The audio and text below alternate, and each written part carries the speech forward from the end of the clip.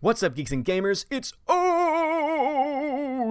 and today we're going to be talking about the box office because apparently people don't watch this channel and don't realize that every single Sunday we do the box office breakdown. More specifically, I do the box office breakdown, and I never beat around the bush. I always give you the actual numbers. I wait for the numbers to come in officially before I talk about them. And so for any trolls out there on Twitter saying, "Oh, why aren't you talking about the box office? Are you afraid that Captain Marvel's doing well? You don't have any more talking points?"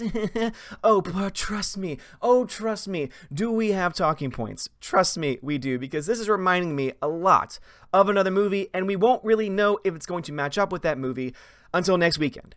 I said from the very beginning, there were two numbers that I was looking for this weekend. I was looking for the China number, and I was also looking for the week 1 to week 2 drop-off. Since it's week 1 only so far, yeah, it's doing bonkers at the box office, both in the domestic and foreign markets, but we don't know what kind of drop-off we're going to see. What kind of drop-off we see, and if it is a consistent drop-off, that will determine how much this movie actually ends up making. And I have some predictions and some numbers that I can throw your way, but let's actually get to the box office numbers themselves, because guess what? We're honest here. We speak the truth here. We don't try and spin. We don't try and do anything other than tell you exactly what the information says and try and give our honest thoughts about what that means. Unlike the Scotty Boy Mendelsons, who have gone out of their way to say, "Oh, the trolls have been proven wrong." Yeah, good job, Scott. Congratulations. Aren't you supposed to be a completely objective news reporter for Forbes? Oh, wait a minute. You have not been objective since day frickin' one. At least we're honest with ourselves. At least we're honest with what we think, with how we feel. You're the one that's supposed to be unbiased, and yet there's bias in every single frickin' article that you write for Forbes.com. But I'm going off on a tangent here. Captain Marvel is doing fantastic at the box office. There's no way around it. Coming in at, 4,310 theaters, which is an insane number of theaters, is definitely helping. The fact that it has probably the most number of 3D theaters and IMAX theaters. I think IMAX had actually broke a record for the most theaters being shown this movie in IMAX, and also having a very high number of 3D. So it makes actually a lot of sense to me that this movie would make a crap ton of money. Now, people, before you start spinning it, "Oh, Odin's trying to make excuses as to why it's doing well." No. People are showing up for it. Obviously, you don't make $153 million opening weekend domestically unless people are showing up to your movie. However, we can't simply ignore the fact that 3D showings and IMAX showings do play a part. No one in their right mind was going to say that Avatar did not make $2.7 billion because everyone was going to see it and all of them were seeing it in 2D. No, the reason why it was doing so well, the reason why that movie made $2.7 billion is because everyone saw it, and they saw it in IMAX, and they saw it in 3D, because James Cameron was pushing the 3D format, was saying, "Oh no, you have to see this in 3D," and was basically giving the primary shows and making studios give the prime show times to those 3D and IMAX shows. You see something similar happening here with Captain Marvel, but you see this happen with a lot of big budget films, where if they have a release in a Dolby Cinema, or an IMAX, or a 3D, they're going to try and get preferential times to those movies, because guess what? It means more money in their pockets, because Disney and almost every other studio opening weekend gets normally about 90% of the box office take, which is why if you're going to see this movie, if you're going to support it, even after you've heard all of the just crap things that have been said about it, because trust me, it's not just us. It's not just us crapping all over this movie. There's a really cool guy named Tim Pool who has a show called The Timcast and The Tim News, and he's awesome. He just saw it and put a 20-minute review basically breaking down how there are so many freaking plot holes and inconsistencies, and also how it just generally ruins the MCU. That's why I'm going to make a connection of this movie to another movie, and you'll see why there's a lot of similarities in just a second. But anyway, $153 million, very strong opening weekend domestically. Again, that's just the domestic total. How to Train Your Dragon, $14.6 million. How to Train Your Dragon is still doing very strong. In week 3, only a 51% drop. That's not bad at all. Tyler Perry's Medea Family Funeral seems to be doing okay. I have no interest in seeing it, but even though the critics hated it, apparently people are still going to see it. Lego Movie second part, yes, it's in the top 4, but it's still just not making a whole lot of money. I'm very impressed to see that it's actually still in the top 5, but when you actually look at the overall box office numbers, it's just not that impressive. And Alita Battle Angel unfortunately got bumped out of the top 3 and made $3.2 million. However, it's still doing well in China, and also, as recent reports have said, it's gotten an extended release in China, which is a very rare thing for a movie that's not made in China and for Chinese audiences specifically, to get that kind of an extension. So hopefully that means it'll make a little bit more money, and once those official numbers come in, hopefully we'll see that actually get over the $400 million mark. If it can get over the $400 million mark, every single cent it gets closer to that $430 million mark means it is more likely to break even. And that's pretty much all that's really going on as far as the major box office movies. Getting into Captain Marvel, though, it is already broken even. So this movie has already broken even in its opening weekend, and that is nothing to snuff at. That is very, very impressive. As we all know, they marketed the hell out of this movie, and it seemed to pay off. It looks like they were able to get generic, general MCU fans to show up. It looks like they were able to take advantage of the fact that people were, and this is not conspiracy right here, the fact that you had YouTube changing its algorithm to hide stories about Brie Larson, the fact that you had Rotten Tomatoes censoring reviews, censoring stories, the fact that you had the mainstream media releasing stories constantly saying, oh, it's just a troll attack, oh, they're just review bombing it. If you're going to tell me that that did not have some kind of an impact on the box office, if you're a regular person and you're reading something that you think is supposed to be legitimate news like The Verge or Washington Post or New York Times, etc., and the headlines that you read are sexist trolls attack a movie, you're going to say, oh, well, then I will go support this movie because sexism is wrong. It's a logical conclusion. It makes a lot of sense that this movie would do well. And no one said it wasn't going to do well. This definitely is doing a hell of a lot more than I suspected in my early predictions. In my early predictions, I thought that this was going to make $90 million here in the domestic market, and that the movie was going to end at around $550 million worldwide. It's already at $450 million worldwide, meaning that this film is definitely going to exceed my original prediction, but that's why I said very clearly, guys, this is a very bad prediction because we don't have any data yet. Now we have the data, and now we can start to actually make projections on what this film is actually going to make. However, I'm not going to give you my final say on that until next week's numbers come in, because if the numbers drop off significantly in the domestic market and in China, which it very well could do, and I'll show you once again some evidence to that as to why it's similar to another movie that it could match up to, then at that point, I honestly think that the movie might end up, making a hell of a lot of money opening weekend, making a little bit of money second weekend, and then just dropping off out of existence when movies like Us and then eventually Shazam and all the other movies start coming out this March and into early April.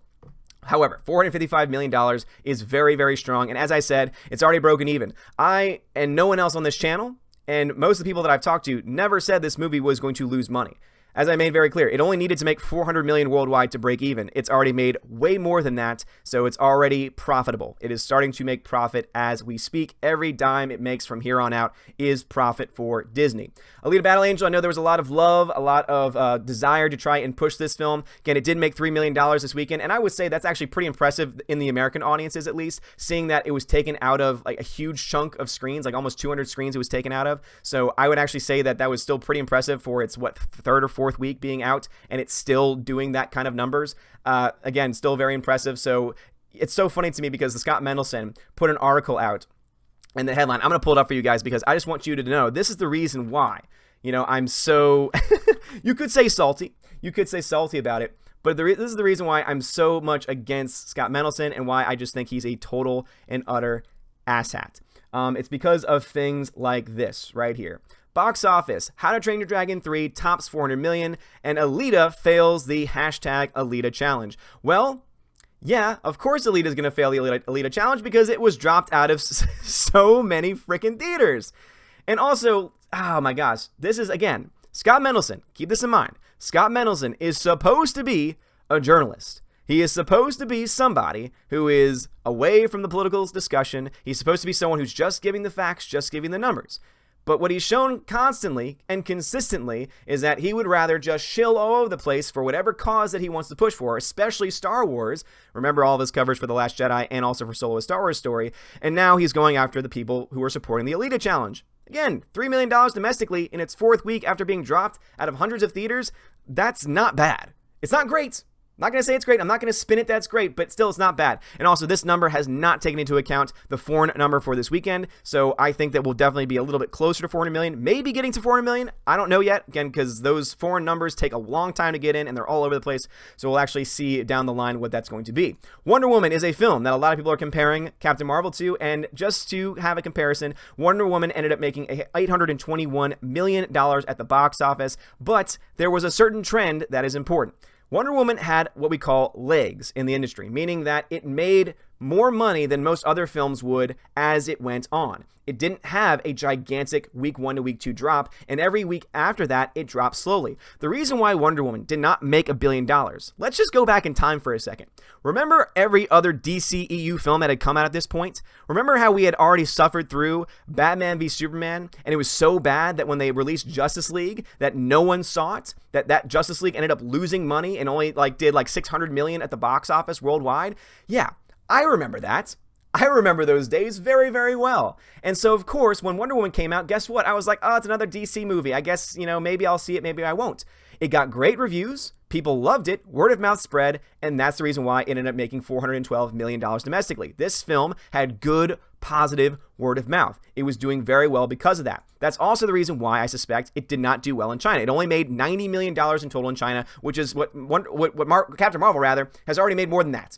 In its opening weekend in China, it's already made more than that. So we know that it's going to make a crap ton of money in China. The question is how much? The question is there going to be a gigantic drop-off from week 1 to week 2? We honestly don't know at this point. We always usually see a drop-off, especially in the Chinese market for these types of films, so it very well could happen.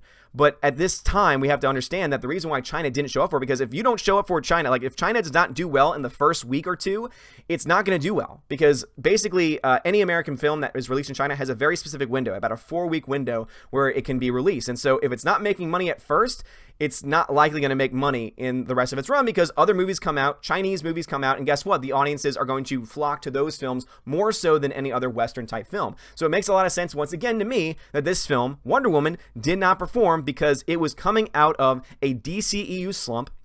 It was coming in the wake of Justice League, which was critically panned by both fans and critics alike. And also, that was coming out after the critically panned BVS. So it makes a lot of sense that the DCEU had built up a lot of bad blood. And that's the reason why this film did not break the $1 billion mark. That's why I think Wonder Woman 1984 is indeed going to break the $1 billion mark. But also, it explains to me why Aquaman did as well as it did, because that one did make $1.1 billion. And it's not just because it was a good movie. It was not just because of positive word of mouth, but it was because it had a similar effect as Wonder Woman, where it had very slow drop-offs, it had a lot of legs, and also it performed very well in China, different than Wonder Woman. Again, we have to understand history is important to understand these numbers, to understand where these numbers are going to go. History obviously can be, is not always reliable, but I would trust history more so than any other metric that anyone else is using at this point because it's normally correct. Again, were my projections right? No. Again, I'll admit that I was way off in my own personal projections, but that's why I even said, hey, it could make more, it could make less. We honestly don't know. Because everyone's saying, oh yeah, everyone's saying about the pre-sales. Okay, well, everyone's saying that this is the 7th best opening of any MCU film, but I didn't hear about any of those other films being mentioned in the pre-sales. Now, did you? So, again, you have to take everything into consideration. Now, this is the movie that I want to compare it to. Oh, yes, everyone knows and remembers this movie. Everyone remembers this movie, right? Star Wars: The Last Jedi. When was the last time that we saw a movie that had a very, very strong opening weekend in a very popular franchise that, after week 1, had a significant drop-off and, yes, made money, made profit, but also led to the destruction of the entire franchise? Oh, wait, that's right. The Last Jedi. Let's just go back in history for a second. The Last Jedi opening weekend made $220 million domestically. Well over $70 million more than what Captain Marvel has at this point. In the foreign market, it made opening weekend in the foreign market $230 million. But remember, this also got an early release in the foreign market. So by the time it opened up wide for everyone, it had already made about $534 million in the foreign market. However, just like with everything, we need to understand history. So let's look at that opening weekend. Ooh, wait a minute. What is this? Oh, it dropped 67.5%, almost 70% from week 1 to week 2, and then it kept dropping and dropping and dropping and dropping and dropping. This film ended up making $1.3 billion because it made $220 million in its opening weekend and over $500 million in its first couple of weeks in the foreign market. Once the word of mouth began to spread, though, people stopped going to see it, and guess what happened after this film? Oh, wait, that's right. Solo: A Star Wars Story, which is the first ever Star Wars film to ever lose money. It lost $550 million. Here's another fun fact. China did not show up for The Last Jedi. But some people say, oh, well, they don't show up to Star Wars movies and it was on the downward trend. Yes. Then explain to me how Rogue One, which was even less known of a story than The Last Jedi would have been less promoted, made more money made more money than The Last Jedi in China alone. But also, you went from $28 million in its opening weekend, oh boy, to $2 million with a 91.3% drop. Now, what does this mean? Am I saying that Captain Marvel is going to have a 91% drop? Not necessarily. But what I'm saying is that when you have a movie that gets bad word of mouth, that is not well received by its audiences, that is not getting that praise from audiences that we're seeing, and somebody will say, oh, well, go to the Cinema Score. The Cinema Score says it's an A. Cinema Score is a very interesting subject. Cinema Score, which is John Campia's apparently favorite website to use when it comes to the only legitimate way to read audience criticism. The problem is they don't tell you who get these cars they sent out. They don't tell you what cities they're in. They don't tell you what markets they're in. They don't tell you the education of the people that get them. They don't tell you a damn thing. And so we're supposed to assume that these cards that they're giving out that they take back in are somehow legitimate and are somehow great indicators of how people feel at the audience, how people feel about the box office. Keep in mind that this same Cinema Score gave The Incredible Hulk an A-. And that film is the only MCU film that did not make back its budget. So just because you have a good Cinema Score does not mean that audiences are going crazy over your film and are speaking positively at the film. In fact, most people would say Incredible Hulk is one of the weaker of the MCU films. I personally really like it. I think it's underrated in my own opinion. But most people would say it's not that strong of a movie. But you didn't hear controversy back then about saying, oh, the fans don't know what they're doing. Oh, the Rotten Tomatoes score, it's just awful. It doesn't make any sense. So here are the scores that I'm looking at. I'm looking at 55% on Rotten Tomatoes. Oh, that's because of the troll bombs, everything. Okay. So how about this? Let's admit that there are trolls. Let's admit that the trolls make up, 10, 20% of the overall reviews? Okay, let's give that. Let's then also assume that there are both positive and negative trolls. People who are leaving fake 5-star reviews and people leaving fake half-star reviews. Let's say that both exist. And hey, I'll give this to you. Let's say that 70% of them are half-star trolls and 30% of them are 5-star trolls. Okay, let's say all of that. Okay, well then when you take all that into account, when you take in the fact that means that several people are going to be canceling each other out, then that number drops significantly, meaning that the actual number of troll reviews here is very, very small in comparison, again, when you let them cancel each other out.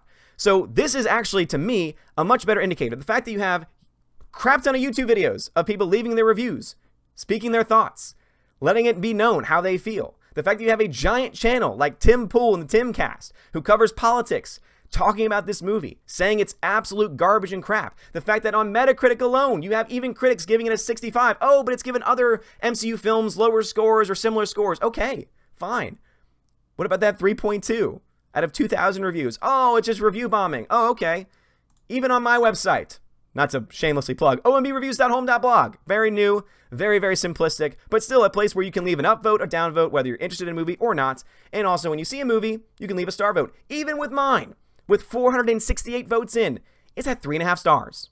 Which, hey, ain't bad, but it's not the best either. In fact, I would say there are more people going to my site to review about my site than anyone else. But guess what? I'm not going to make that excuse. Because at the end of the day, we know what the sentiment is on this film. We know that there are thousands of people, I would dare say millions of people, who either didn't want to see this movie or have seen it and say, oh boy, this creates a lot of problems for the narrative. This creates a lot of problems to MCU.